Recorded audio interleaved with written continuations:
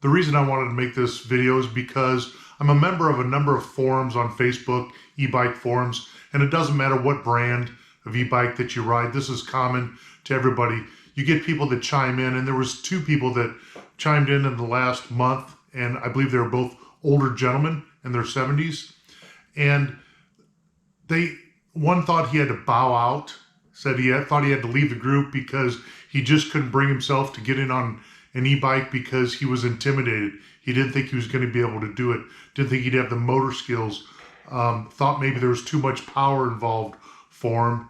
And then the other gentleman was right along the same lines, but him and his wife both, they were in their late 60s, maybe early 70s, and they saw this as something they could do together, but they were both very hesitant because they felt like maybe the physical condition they're in or their mobility wouldn't allow them into e-biking. And when I read the posts, I could just feel, I felt bad for them. I could just feel on their end the emotion that they were putting into the post because, you know, it's got to be tough when you're late in life. You have more years behind you than you do in front of you.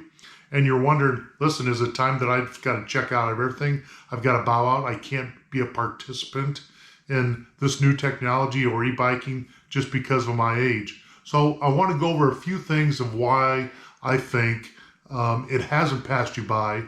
And hopefully these things will help you overcome the obstacle or the intimidation and get you into e-biking. And my biggest hope is that in the comments section, a lot of people who are senior citizens or older e-bikers, people with more experience in life, maybe you'll chime in and give the encouragement to these people that they need to get out there and get their e-bike. Again, finances weren't an issue. They could probably buy 5 e-bikes, but it was just that mental block that they had going on. So here's a couple things that I think will help you make the decision that you can get back out there and you can be one of the e-bikers in a growing community. So let's go over a few things. My bike is a juice bike, but it really doesn't matter what brand your bike is. These features are common to most e-bikes. So first thing I want you to know is the controller. You know, you've got a plus and a minus on your controller. You've got buttons. You can control this in any number of ways to set the comfort level for you on your e-bike. So, for example, my bike has an eco mode it's called, and all that does is just give you just enough power to eliminate the weight of the bike.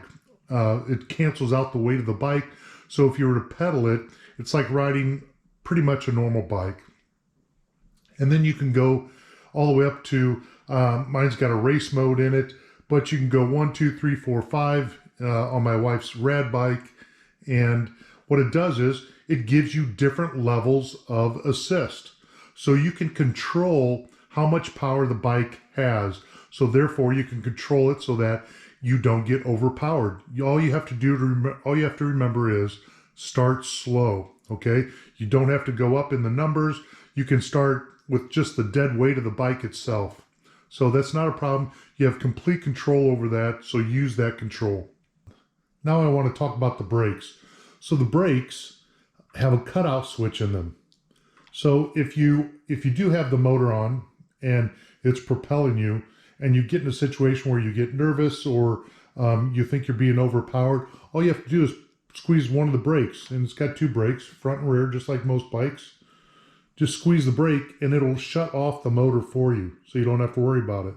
Okay, so there's another safety point of control there. Squeeze the brake, turn off the motor, and you'll be fine.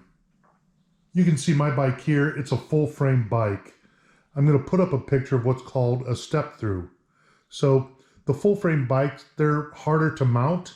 They are usually larger framed, and a lot of people like to get the step through model. As a matter of fact, my wife's Rad Mini, we're going to be getting a Rad Mini step through for her just because she's more comfortable. She's 5'4", and her Rad Mini is right at the limit for her. So she wants to get a step through. It'll make her feel more comfortable, and it would make anybody feel more comfortable, particularly if you're not a native to bikes or you haven't biked in a while.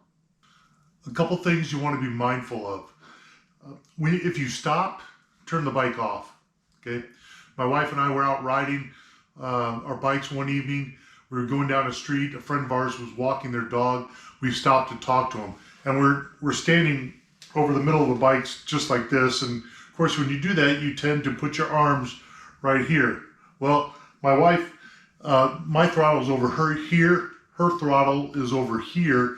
And she put her arms on the bike like this, and it hit the throttle just right here on the forearm.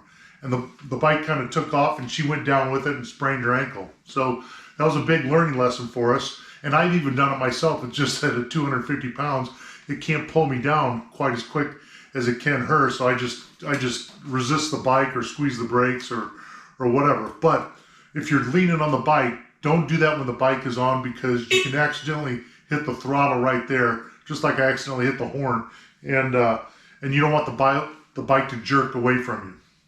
In my controller here, I can actually adjust it and remove some of the speed levels as well. So that's something else that you could do. You could actually remove the speed levels, maybe keep a 1 or 2, a lower level of speed that's available to you.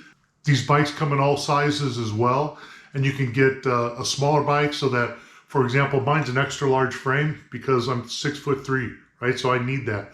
But my wife is 5'4", so she doesn't even need the Rad Mini size. She wants something less than that, so we're going to get a step through for her. And then know this, they make 3-wheeled bikes that are pedal assist as well. So you can get an e-bike in a 3-wheel version and not have to worry about the stability issue at all. So your motor skills don't have to be quite as refined or like they were when you were, 40, 50, whatever.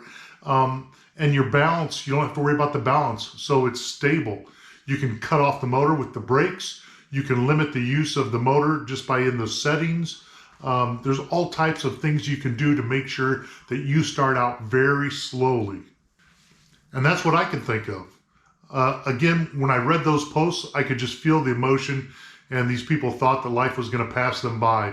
So if you've got a good comment or a suggestion on why older people should get into e-bikes or why they shouldn't be afraid to get into e-bikes, please do me a favor, leave it in the comments section below. It's going to help a lot of people out.